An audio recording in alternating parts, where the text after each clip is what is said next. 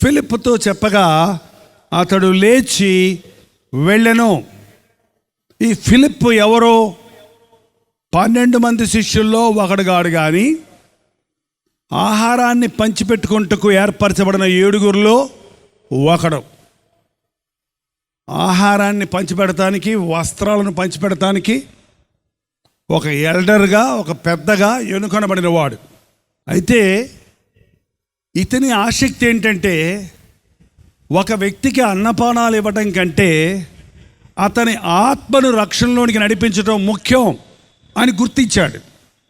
కాబట్టి సంఘం చెదిరిపోయినప్పుడు అతడు సమరయ అనే ప్రదేశానికి వెళ్ళి సువార్తను ప్రకటించడం మొదలుపెట్టాడు. ఆ సమరయ మంచి స్థలం కాదండి. సమరయులు సరైన వాళ్ళు కాదు. వాళ్ళు యూదులు అన్యులను వివాహం చేసుకుంటే కలిగిన సమరయులు వారిని వెలివేశారు. యూదులు వారిని ఎవరు చేరదీయరు. వారు కూడా కొంత మూర్ఖత. ఒక యూదుడు ఒక అన్యుడికి ఇద్దరికి పెళ్ళైతే ఆ పుట్టిన పిల్లలు యూదులా అన్యులా? ఇశ్రాయేలీయులు ఐగుప్తులో నుంచి వచ్చినప్పుడు అండి మాటి మాటికి గొడవలు ఎందుకు వచ్చాయో తెలుసా? ఆయాసం వచ్చినప్పుడు, అన్నం లేదని నేర్చినప్పుడు ముఖ్య కారకులు ఎవరో తెలుసండి? మిశ్రిత జనం అంట. ఏం జనం? మిశ్రిత జనం. అంటే ఐగుప్తీయులను ఇశ్రాయేలీయులు వివాహం చేసుకుంటే కలిగిన బిడ్డలు. అర్థమైందండి? అమ్మలాగా ఉంటుందా, నాన్నలాగా ఉంటుందా బిడ్డ? ఒక ఆయన చాలా వికృతంగా ఉంటాడంట. ఆ అమ్మాయి మాత్రం చాలా అందంగా ఉంటుందంట. తెలివే లేదంట, తెలివి తక్కువది, టింకరదంట. వాళ్ళిద్దరు అనుకున్నారు, మనం పెళ్లి చేసుకుందామండి, నా అందము నీ తెలివి వస్తుంది అబ్బాయికి అని పెళ్లి చేసుకున్నారు అండి. ఏమొచ్చింది తెలుసా? ఆయన అందము ఈమె తెలివి వచ్చింది. రెండు పోయినాయి. చూడండి, ఈ మిశ్రిత జనం అందుకనే అవిశ్వాసులతో విజ్జోడిగా ఉండకుడి అని దేవుని వాక్యం హెచ్చరిస్తుంది. ఆ వెలివేయబడిన వారైనప్పటికీ, మనుష్యులు తోసివేసిన వారైనప్పటికీ దేవుని ప్రేమ వారి పట్ల విస్తారంగా ఉంటుందండి. ఆ సమరయను యేసుప్రభు ఎంతో ప్రేమించాడు. ఆ సమరయ స్త్రీని మార్చడానికి అనేక మైళ్ళు ప్రయాణం చేసి వెళ్ళాడు. మరోసారి సమరయలోకి వెళ్తుంటే ఆ ఊరోళ్ళు రానివ్వకపోతే ఆ పక్కనున్న యోహాను యాకోబులు కోపం వచ్చి ఆకాశం నుంచి అగ్ని దింపి వీరిని కాల్చేయమంటారా అన్నప్పుడు ప్రభు అన్నాడు, అయ్యా, నశింపజేయడానికి కాదు నేను వచ్చింది, రక్షించడానికి వచ్చాను. ఈ సమరయులందరూ రక్షించబడాలి. దేవుడు పాపాన్ని ద్వేషిస్తాడు కానీ పాపిని ఎప్పుడు ద్వేషించడు. పాపాన్ని ద్వేషిస్తాడు ఆయన, పాపిని ప్రేమిస్తాడు యేసుప్రభు. ఈ సమరయులను దేవుడు ప్రేమిస్తున్నాడు అని ఎరిగిన ఫిలిప్పు ఆ ప్రాంతాలకు వెళ్ళి సువార్త చెప్తున్నాడు. అక్కడ ఒక గారడీ ఆయన ఉన్నాడంటండి. ఆ గారడీ ఆయన గారడీ చేస్తూ అది దేవుని మహాశక్తిని ఆ ఊర్లో ఉన్న వాళ్ళందరినీ పోగు చేస్తున్నాడంట. అక్కడ సువార్త చెప్పేవారు లేరు, నిజదేవుడి గురించిన సత్యం ఎరగరు. కాబట్టి దేన్ని పడితే దాన్ని నమ్ముతున్నారు, ఎవరిని పడితే వాడిని నమ్ముతున్నారు. ఆ చవకబారు గారడీ విద్య చూసి ప్రజలందరూ ఇది దేవుని మహాశక్తిని అతని దగ్గరకు వెళ్ళిపోయి ఉంటే, అలాంటి స్థలానికి ఫిలిప్ వెళ్ళి యేసుక్రీస్తుని గురించి ప్రసంగించాడు. ఆయన నామంలో రక్షణ ఉంది, ఆయన నామంలో పాప క్షమాపణ ఉన్నది, ఆయన నామంలో స్వస్థత ఉన్నది, ఆయన నామంలో సమాధానం ఉన్నది అని ప్రకటించి ఆయన దగ్గరకు వచ్చిన వారి కోసం ప్రార్థన చేసినప్పుడు ఊర్లో ఉన్న వాళ్ళందరూ గారడీ సీమోన్ దగ్గర ఉన్న గుంపంతా ఖాళీ అయిపోయిందంట. అందరూ ఎక్కడికి వచ్చేసారు? ఫిలిప్ దగ్గరకు వచ్చేసారు. పెద్ద సంఘం అయిపోయింది. ఊరు వారందరూ అక్కడికి వచ్చేసారు. ఎంత చక్కగా గొప్ప దేవుడని తెలుసుకొని అందరూ విశ్వసిస్తున్నారు. ఆ గారడీ సీమోను కూడా ఏం చేశాడంటే, నా దగ్గర ఉన్న శక్తి కంటే ఈయన దగ్గర నిజమైన శక్తి ఉందని అతను కూడా వచ్చి నమ్మి బాప్తీసం పొందాడంట. ఎవరిని నమ్మాడో తెలియలేదు. ఫిలిప్ని నమ్మాడో లేకపోతే ఇదేదో బాగుంది బిజినెస్ అనుకున్నాడు, అది వేరే సంగతి. ఏంటంటే ఫిలిప్ భలే సేవ చేస్తున్నాడు. అక్కడ సంఘం పెరిగిపోతుంది, ఊరంతా మారిపోతున్నారు, అద్భుతమైన సేవ జరుగుతుంది అక్కడ. అకస్మాత్తుగా దేవుడు ఒక మాట చెప్పాడు, దూతను పంపించి నీవు లేచి గాజాకు పోవు అరణ్య మార్గంలోనికి వెళ్ళు అంటే ఈ ఫిలిప్కి అర్థమై ఉంటుందా? మీకు అర్థమైందా? మీకే అర్థం కాలేదు కదా. ఈ సమరయుల వారందరూ మారిన తర్వాత ఫిలిప్ గారికి ఎలాగుందంటే పలకీలు మాత అయిపోయింది. చక్కగా చర్చ కట్టుకుందాం, ఇక్కడ కూర్చుందాం అనుకునే సమయంలో గబక్క దేవుడు వచ్చి లే లే పో పో.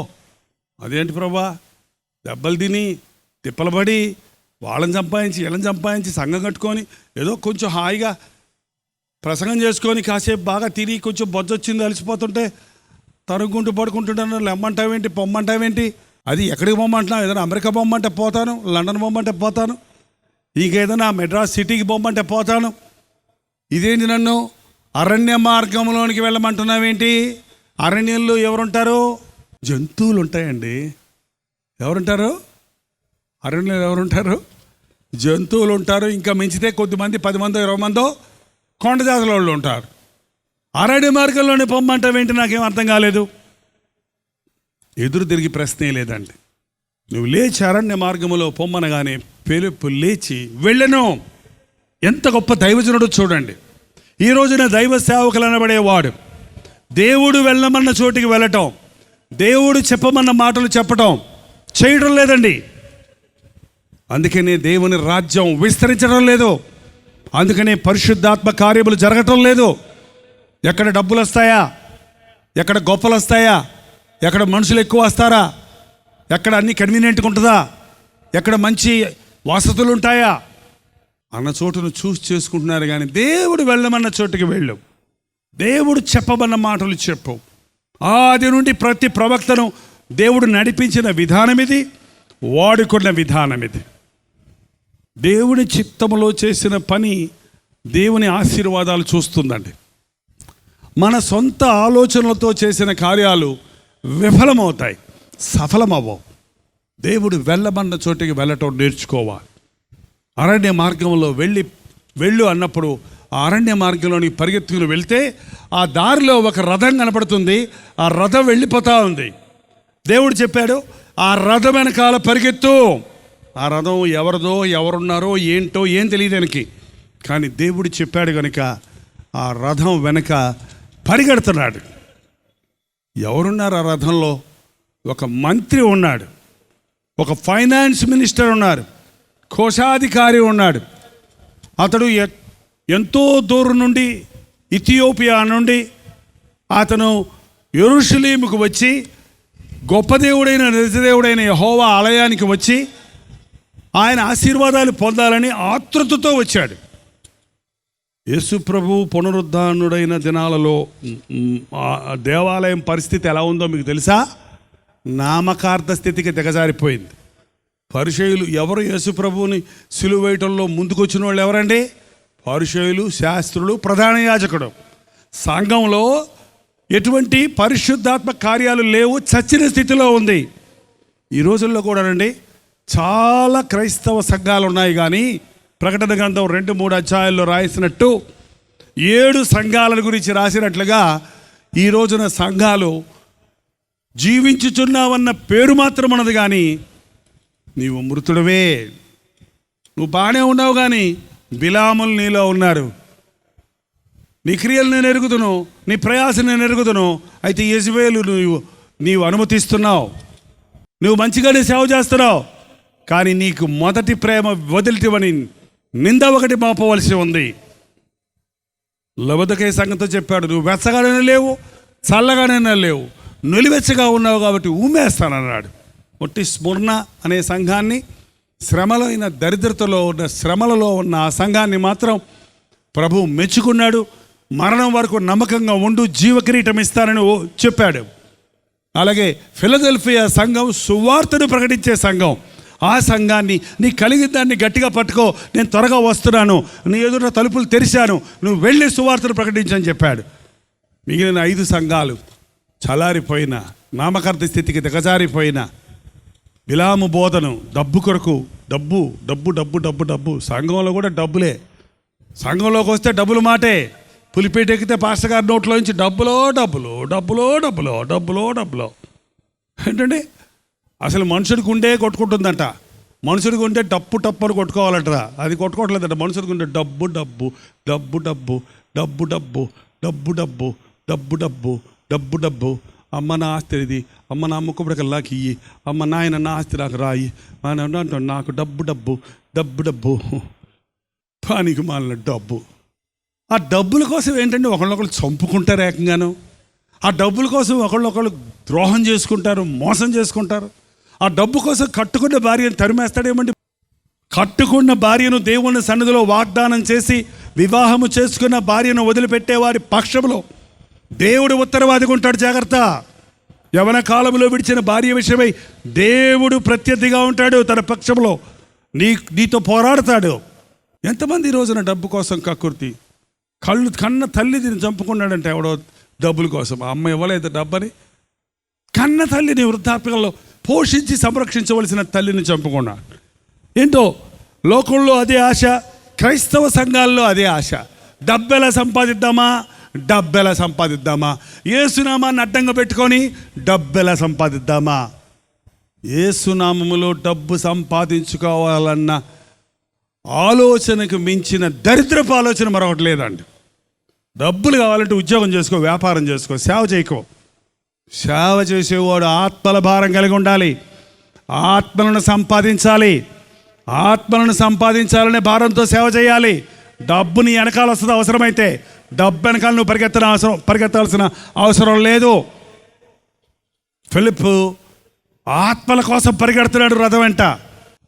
దేవుడు నీకు ఇచ్చిన అవకాశాన్ని ఉపయోగించి నీ చుట్టూ వారిని నీ యేసయ్య దగ్గరకు నడిపించు. నీ భక్తి జీవితాన్ని, విశ్వాస జీవితాన్ని కాపాడుకో. నీవు ధన్యుడు అవుతావు, ధనురాలు అవుతావు. ఫిలిప్పు ఆత్మల కోసం పరిగెడుతున్నాడు రథం వెంట. ఇంకొక ఆయన 2 రాజులు 5వ అధ్యాయంలో ఒక ఆయన ఉన్నాడు చూడండి. ఆయన కూడా రథం వెనకాల పరిగెడుతున్నాడు. దేనికోసం పరిగెడుతున్నాడు? 5వ అధ్యాయం 2 రాజులు 5వ అధ్యాయము 20వ వచనం. అంతటా దైవజనుడు ఎలీషాకు సేవకుడకు గెహాజీ, సిరియనుడైన ఈ నయమాను తీసుకుని వచ్చిన వాటిని అంగీకరించుటకు నా యజమానునికి మనస్సు లేకపోయాను, కానీ యెహోవా జీవముతోడు నేను పరిగెత్తిపోయి అతని కలుసుకొని అతని యొద్ద ఏదైనా నువ్వు తీసుకుందని అనుకొని నయమానును కలుసుకున్నట్టుకు పోవుచుండగా. ఏంటంటే నయమాను కుష్ఠరోగి. సిరియా దేశము నుండి కుష్ఠరోగం పోగొట్టుకోవడానికి ఇశ్రాయేలు దేశానికి వచ్చాడు. దైవజనుడైన ఎలీషా చెప్పిన మాట ప్రకారం యోర్దాను నదిలో 7 సార్లు మునిగినప్పుడు పసిబిడ్డ దేహం వంటి దేహాన్ని పొంది స్వస్థత పొందాడు. కృతజ్ఞతతో అతడు వెండి, బంగారము, మంచి చీనారు వస్త్రాలు బహుమానం ఇవ్వకపోతే ఎలీషా అన్నాడు, నాకొద్దు, డబ్బులకు కాదు నిన్ను స్వస్థపరిచింది. నేను ఆ డబ్బు తీసుకుంటే నువ్వు నీ దేశానికి వెళ్ళి నీ రోగం ఎలా పోయిందంటే 200 మణుగులు వెండి, 1,20,000 రూపాయల బంగారం, 2 వస్త్రాల దుస్తులు, 10 వస్త్రములు ఇచ్చొచ్చానయ్యా అంటే, అమ్మో అంత మేము ఇచ్చుకోలేము అని మిగిలిన వాళ్ళు స్వస్థత డబ్బులతో కొనుక్కోవాలనుకుంటారు. స్వస్థత డబ్బులతో కొనలేరు. పాస్టర్ గారికి డబ్బులు ఇస్తే మీకు స్వస్థత వస్తుంది అనుకుంటే అది అజ్ఞానం.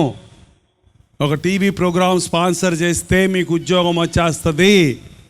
అవునా? అవునా? అవునా? ఇదేంటండి అందరు పాస్టర్ గారు ఇమ్మంటే మీరేం వద్దంటారేంటి? మీకు ఏం ఎక్కువ డబ్బులు ఉన్నాయంటారేంటి? నా దగ్గర ఏమి ఎక్కువ డబ్బులు కావు, అసలు డబ్బులే లేవు. 43 సంవత్సరాల నుంచి సేవ చేస్తున్నాను. నేను ఏమి సంపాదించుకోలేదు. వచ్చిందంతా దేవుని సువార్త కోసం ఖర్చు పెడతాం, ఆస్తులు పోగు చేసుకోవడం కాదు. వాక్యాన్ని ఉన్నది ఉన్నట్టుగా బోధించాలి, వాక్యానుసారంగా జీవించాలి. దేవుడిచ్చే బహుమానం కోసం ఎదురు చూడాలి, దేవుడిచ్చే ప్రతిఫలం కోసం ఎదురు చూడాలి. ఎలీషా వద్దు, నాకు అక్కర్లే, తీసుకుపో అంటే నయమాను బాధతో వెళ్ళిపోతుంటే ఆ పక్కనే ఒకడున్నాడంటే ఎలీషా దగ్గర. ఎవరన్నా ఆయన పేరు? పనివాడు, దాసుడు, దూత, ఎన్ని మాటలు ఉన్నాయో ఆయనకి. ట్రైనింగ్ కోసం వచ్చాడనమాట, బైబిల్ ట్రైనింగ్ కోసం. ఎలీషా గారి దగ్గర, దైవజనుడి దగ్గర ఉంటే ఏలియా దగ్గర ఎలీషాకు 2 అంతల ఆత్మ వస్తే ఎలీషా దగ్గర గెహాజీకి ఎన్ని అంతల ఆత్మలు రావాలి? 4 అంతల ఆత్మ రావాలి. అసలు అంత గొప్ప దైవజనుడు అవ్వాలి. ఆ ఆశతో వచ్చాడేమో కానీ మధ్యలో మాత్రం బంగారం, వెండి, డబ్బులు కనపడితే ఐస్ అయిపోతున్నాడు. అదేంతో కొంతమందికి డబ్బులు చూశారంటే చాలు మెలికలు తిరిగిపోతారండి. మెలికలు. ర్యాలీ అనే ఓ పల్లెటూరు ఉంది ఆంధ్రాలో. ఒకరోజు అక్కడ మీటింగ్ సువార్త సేవ చెప్తే మా ఆయన 3 రోజుల నుంచి బెంగ పెట్టుకొని ఒకటే ఏడుపండి, ఆయన ఆదరించలేకపోతున్నాం, మీరు వచ్చి కొంచెం ప్రార్థన చేయని అడిగితే ఆ ఇంటికి వెళ్ళానండి. ఆ చిన్న గుడిసెలో ఉన్నాడు ఆయన. ఇంటికి వెళ్తే ఏమైందా అంటే బోర్ని ఏడుస్తున్నాడు. ఏమైందయ్యా చెప్పను ఆయన, ఎందుకు ఏడుస్తావు చెప్పయ్యా అంటే మరేమోనండి, మొన్నేమోనండి, నేనేమోనండి. సరే చెప్పయ్యా.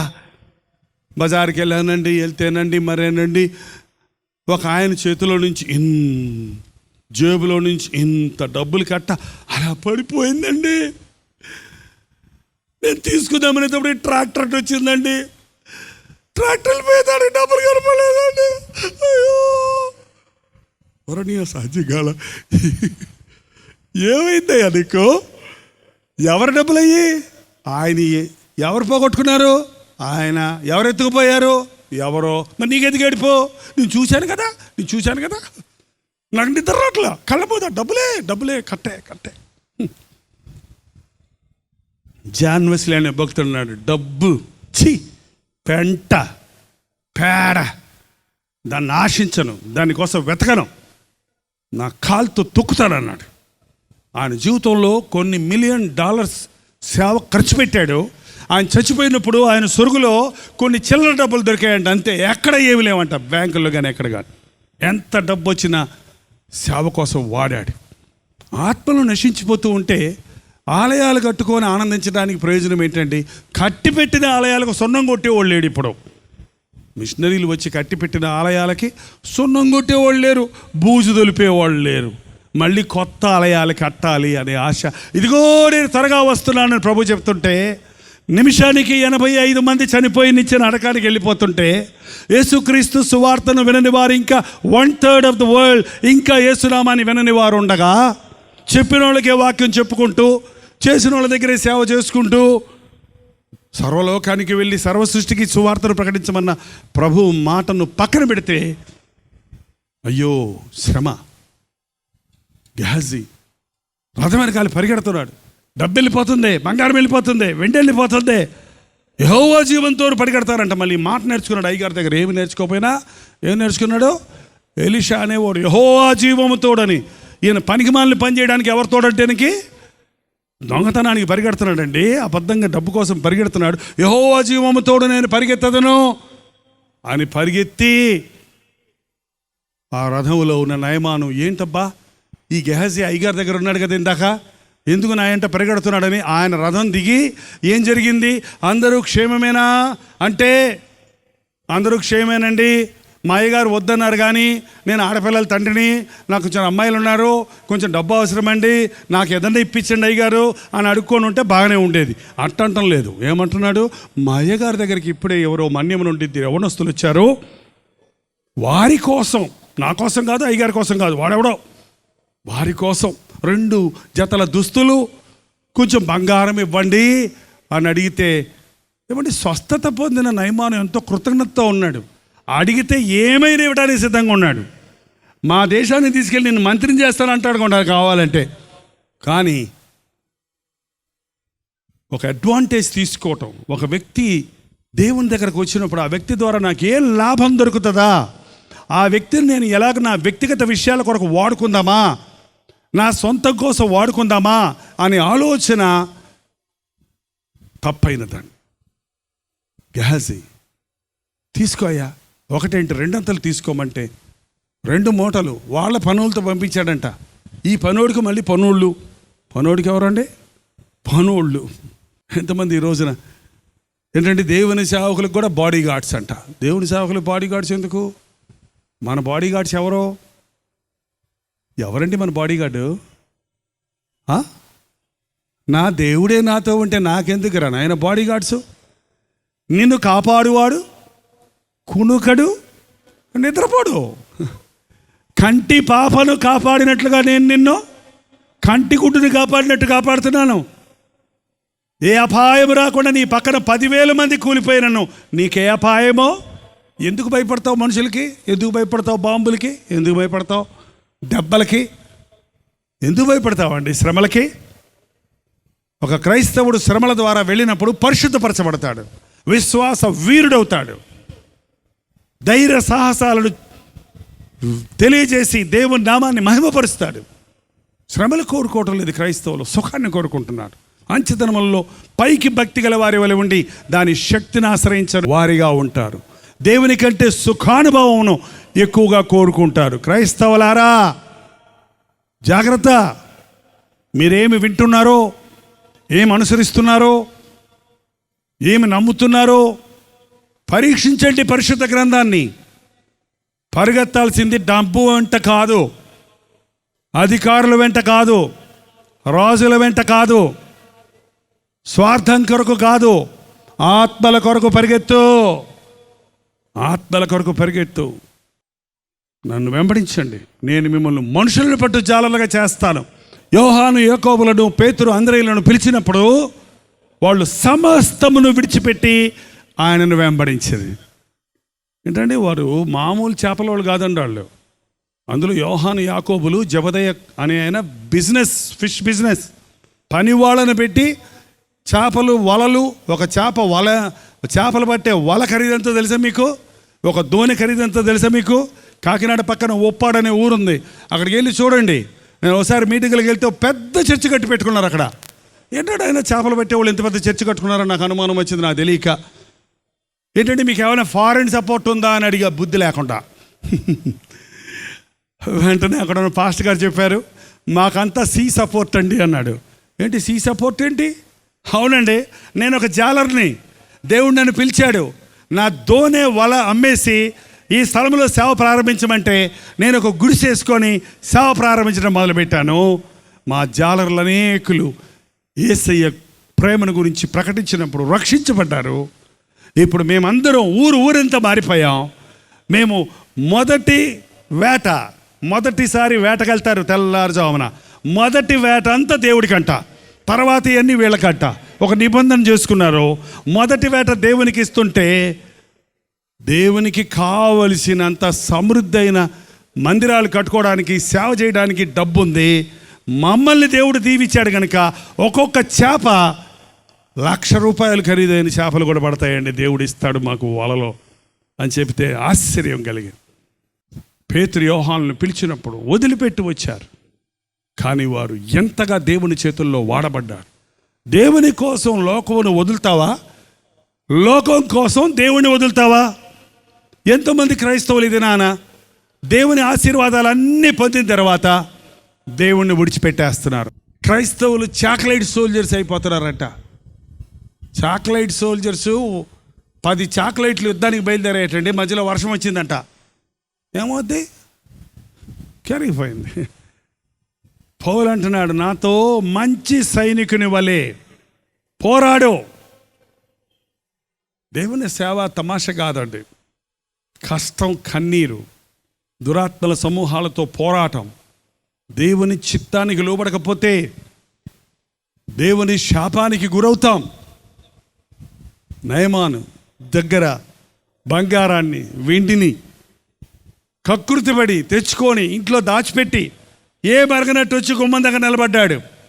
ఎలీషా అడిగాడు, గెహాజీ ఎక్కడికి వెళ్ళావు?